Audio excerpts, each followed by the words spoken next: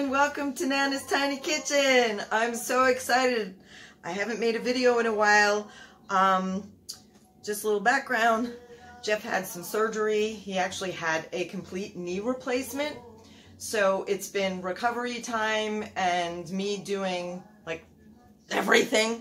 So now I'm back in the kitchen. Not that I wasn't in the kitchen before. It was just difficult to do this when you have a hospital patient in the room. Okay, now today we are going to do a really easy, I'm sure most of you have these ingredients in your pantry. We're going to do a pulled pork. Now it's one of those things that could be a little intimidating, but I'm going to show you how easy this is. Now one of the cheapest cuts in the supermarket these days happens to be pork. It's definitely not chicken, because I tried to buy chicken breast for doing a stuffed chicken recipe, and yeah, they were about $4.99 a pound. So I don't think so. Anyway, get yourself a nice pork butt. Now this one happens to be a little on the small side. I think maybe the butcher had cut them, but that's okay. It weighs about, it's a little over 2 pounds, but normally you'll get one and it'll probably be closer to 4, maybe 5 pounds. So when it's a little bit bigger, there's a little bit of different technique, and we're going to go through that. But first, because it's so small, what I want to do is I want to brown the outside to seal in a lot of the juices in this pork roast. So I want to create a rub. So let's move this aside just for a second. I'm going to show you. We have garlic powder, and I have a backup. I only had a tiny bit left in here, so I have garlic powder. I have some cayenne. I have some onion powder. I have some paprika. No, this is cayenne pepper. This is the paprika. I have salt, pepper, and a little bit of brown sugar.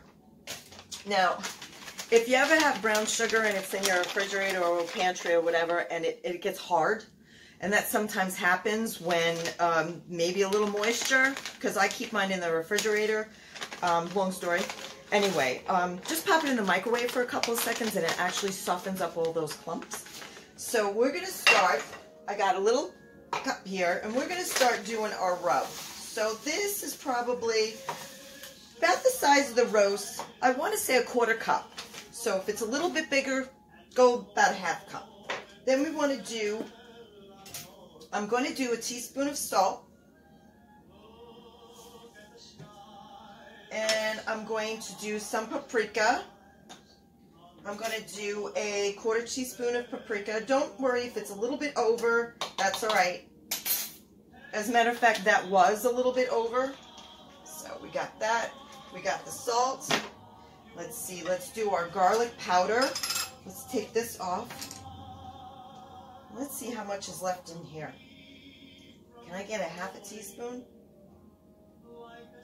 Yeah, I can actually get a 1/2 teaspoon of this. Yeah. I think I might want a little bit more garlic powder. I want closer to maybe 3/4 of a teaspoon to a teaspoon of this. And like I said, it really depends on the size of the roast. Just double your spices. Let's put this on, get that out of the way. We want some onion powder. We're going to do a teaspoon of onion powder, or close to a teaspoon of onion powder. There's probably about 3/4 of a teaspoon. You can't screw this up, so don't worry about it. I have cayenne, but I don't have that much left. That's why I have my backup, just in case. I need my 1/2 teaspoon. Now, my spices are pretty much based on what my sauce is going to have in it. I want to complement that. So, let's put the rest of this. I like a little spicy. Okay, we'll get this one out of the way because that one's empty. Now, move this to the side. Now we're going to bring some pepper, black pepper in there. I have a pan heating up with a little olive oil in here. I want it on the hot side because I really want to sear this. Now I'm going to go over with you the difference between what I'm doing, because this is a smaller roast, compared to what you would do if it was a larger roast. I want to say at least a 1/4 teaspoon of black pepper. And if you wanted to, I was looking for it before, but I couldn't find it. Where is it? Celery seed, ginger, nutmeg. Don't you love my little spice thing? I love it. Over the years, I've added so much. Okay, a little cumin. Now be careful with the cumin. I say the same thing when I do a taco mix or when I do ribs. Cumin has a very distinctive, strong flavor. So you want to, it's going to be 1/8 of a teaspoon of cumin. Let's see. All right, we got all of our stuff in here. So now we're going to give this a toss. Let me grab a little fork so I can really give this a stir around. I use a similar rub for when I make my ribs. It's extremely close. Okay, now I'm going to take my roast and I'm going to put this over and give it a nice rub in. Now this was completely dry, this roast. There was nothing on it.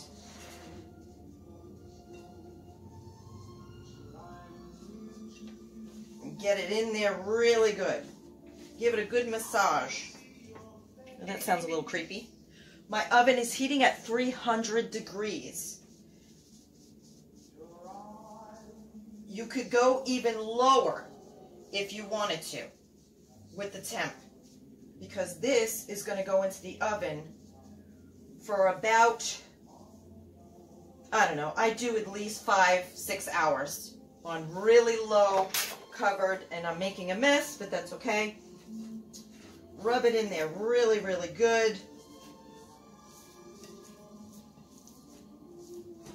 And with your mixture, you're probably going to have leftover.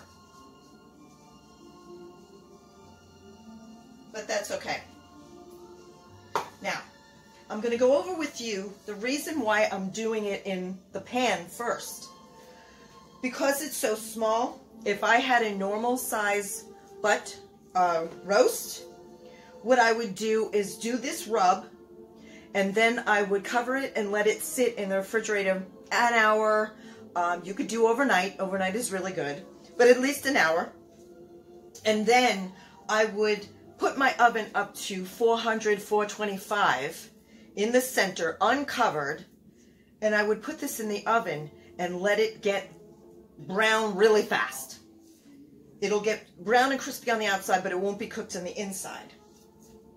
And then I would lower my temperature to 275, 300, cover it with foil, and just let it go.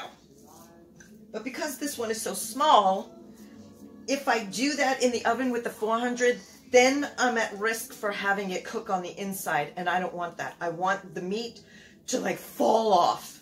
That's the whole point of a pulled pork, is to be able to just take a fork and just pull it, and it just falls right apart. Okay, let's get this in here. It should be nice and hot. I'm sure you can hear that. I'll give my hands a rinse. Wow, what a mess I made. Let's turn this heat up a little bit more. I didn't have it quite as high as I would have wanted because I was yakking so much. But let me get some of the sugar out of the way. I have such a fantastic recipe coming up for you guys after this. I cannot wait to show you. It's a little off season, but who cares? All right. Get a paper towel. Now we really want to get this browned on all the sides that we can. Ideally, you could do this in a cast iron. That would be great, because that you get a nice sear. Okay, I've got a pair of tongs here. Beautiful, beautiful, beautiful.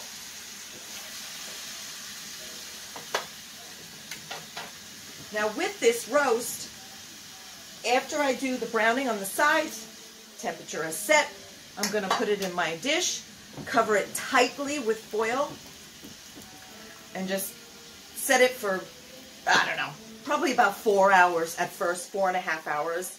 and then I'm going to do my sauce with it. So, yeah, we'll go from there. First things first, let's get this one all browned up. Browned. That's not a word. And for my sides with this, I'm going to do probably a red skin roasted garlic mash. Or if you wanted to make sandwiches out of this, you could do a really nice coleslaw with some sweet pickles and some barbecue sauce. Oh my God, that's so good. Okay, now I'm hungry. Now I'm hungry. You've done it. I do a similar thing with the browning with the smaller roast beefs. Now, because it's just Jeff and myself, if I cook a gigantic roast, it's too much. So when I saw this little one in the supermarket, I was like, wow, we could do that. We can make a meal out of it and then do sandwiches after the fact, which is perfect. Nice and brown all the way around. Want a good sear. I love a good pulled pork. And as you can tell, all of these ingredients you pretty much have in your pantry. Your onion powder, your garlic powder, your cayenne pepper. You could use red pepper flake if you have. Pepper, paprika, these are all staples.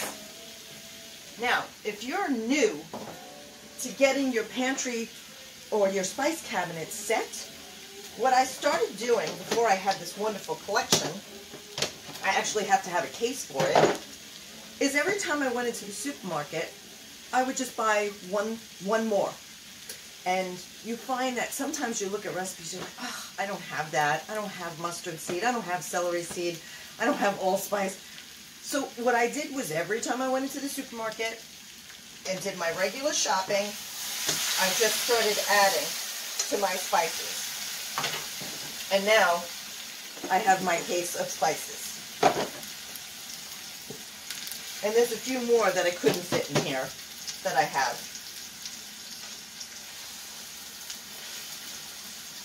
Fantastic. Here's our pan that we're going to put it in. And I could use a nice small pan because it's a small roast. I have my foil that I'm going to cover. I'm so excited. I haven't been able to talk to you guys in a month. I actually wanted to do something for Super Bowl, and I had all these ideas, and this was one of the things, and it just didn't work out.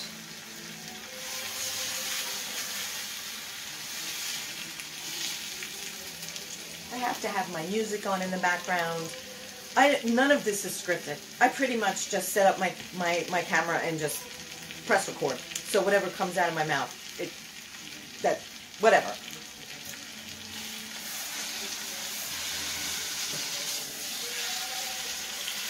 It's more fun that way when it's unscripted.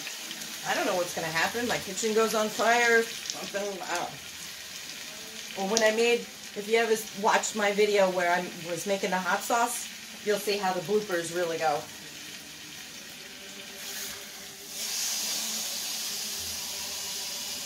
You can see it's smoking now. I don't know if you can see. We got a beautiful sear on there. Simply gorgeous. Love it, love it, love it. And these are all, like I said before, similar flavors that are in my barbecue sauce. And that's another story about the barbecue sauce thing. Okay, I can turn this off. And this is going right in here. I'm actually going to save the little itsy bitsies in here and put this aside for when I do my barbecue sauce. Now, if you don't want to make your own barbecue sauce, then go to the store and get your most favorite barbecue sauce.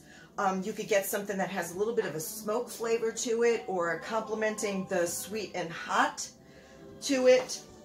But I had to start making my own barbecue sauce because when I went to the market, they didn't have it. They had every other flavor but the flavor that I liked. So I asked the store manager and he said, you know, we just haven't been able to get it in. So I go online, because last year I ordered 6 bottles online just to have on hand. It's not that I can't make my own barbecue sauce, it's just one of those things. If you find something that's similar to your own, you're like, all right, I'm just going to buy this one. Well, I happen to have a jar in my refrigerator, and I looked on the back of it, and I said, you know what, I'm going to try to make this myself. And actually, the one that I made was better. So, and I knew everything that went in it. So, this is going to get covered tightly.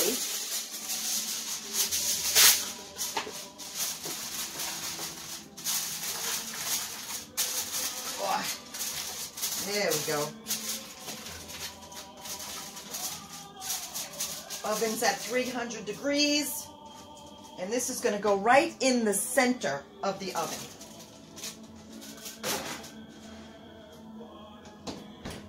And I'm going to let it go for about 4 hours, and then we'll go from there. All right, let's take a look. It's been in the oven for literally 5.5 hours. I actually, because I had some other things that I was doing, dropped the temperature down to 275, because normally a roast that size, if I would have left it at 300, probably in about 4 hours. But I let it go a little longer because I was doing other things. But let's see what it looks like. Okay, the moment of truth. Let's get it out. Okay, now, be careful when you pull the foil away, because it's going to be a lot of steam that's going to come from this. Oof. Alrighty. Now look how gorgeous this looks already. All of that oil from the fats on the roast cooked down off of it. So what I usually do before I do my barbecue sauce is I just dump the grease out. And I save a little bit of it because I want some of those flavors mixed in with my barbecue sauce. I was going to save like the drippings from when I browned it first, but then I said, you know what, it's the same exact flavors that are in there because I did that rub. So, okay, this happens to be my barbecue sauce, because like I said before, I had a really hard time finding, wow, look how thick that is. Okay, I probably didn't want it this thick, but I want to get it in here and spread it out. It's actually going to melt down with the heat. One thing you want to do is definitely heat up that barbecue sauce if you keep it in your fridge, or if you don't keep it in your fridge. And I'm going to recover this up and let it cook down for probably another 15 minutes. But if you could see, I don't know if you could see how this is just, it's so fork tender. It's going to take nothing for me to pull this apart. In the background here, I have my red skin potatoes, which at the last second I decided to do because I am longing for warmer weather. I decided to do my picnic potato salad. Now, on my videos on the page, if you look up on top, you'll see Nana's Tiny Kitchen, that link. If you click on that link, it'll pull up all of my videos, and the recipe for this picnic potato salad is actually on that. Look it up. It's delicious. Okay, let's get all of my sauce on here. And you're going to see once this heats up, it's going to thin out. This is not quite like the store-bought. Probably went a little heavy on the cornstarch. But I could give you, in my comments or in my video description, a list of the ingredients that I used for this barbecue sauce. And you're going to see how similar it is to the rub, because we want those flavors to complement. So I'm just going to stick this back in and set my timer for 15 minutes. And you'll see exactly what I mean. All right, let's see what we got. Timer's going off. Shut that. Out of the oven. And you'll see how the barbecue sauce actually spread out. I'm so wanting to taste this. Look at how unbelievably gorgeous. Look at that. Look at how gorgeous that looks. Juicy, fall apart, melt in your mouth. Oh my God. I actually made a little bit of coleslaw. You know, I'm really, really longing for the warmer weather. I can't help it. So I'm going to put together my picnic potato salad, and it'll be in the cover photo. You'll see my final dish, but let's taste this roast. The whole point was the pulled pork. Okay. Look at how it just, what do they use? 2 forks to pull it apart. Look at this. No effort whatsoever. It's just falling apart. That's what I want. And this is fantastic with sandwiches. Make little sliders. Throw some coleslaw on there with some sweet pickles or some dills, whichever you like. It makes a good quickie meal because there's tons of leftovers, as you can see. But for today's dinner, that's what I'm going to do. I'm going to serve it with my picnic potato salad and a little bit of coleslaw. Sometimes I like to put a little pineapple in my coleslaw, but since I didn't think about it until right before I put it together, don't be afraid to go into your supermarket and buy the kit, the coleslaw kits. I just recommend that you just buy the shredded cabbage and the carrots and stuff in the bag. Don't buy it with all the ingredients in it, because the stuff that goes in coleslaw, you already have either in your pantry or your fridge. So, you know, and that has, I think they add sugar to it and stuff. I don't add sugar to my coleslaw. Okay, let's give this a taste. Oh my God, the moment of truth. Oh my God, that's so delicious. Do my happy dance. That's delicious. Okay, guys, I showed you how easy this is to do. I'm going to post the ingredients that I put in my barbecue sauce.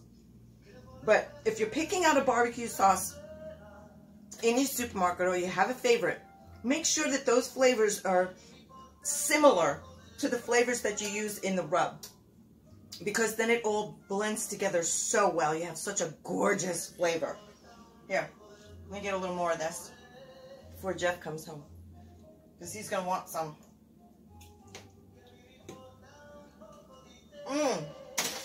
Fantastic. Thank you so much for watching.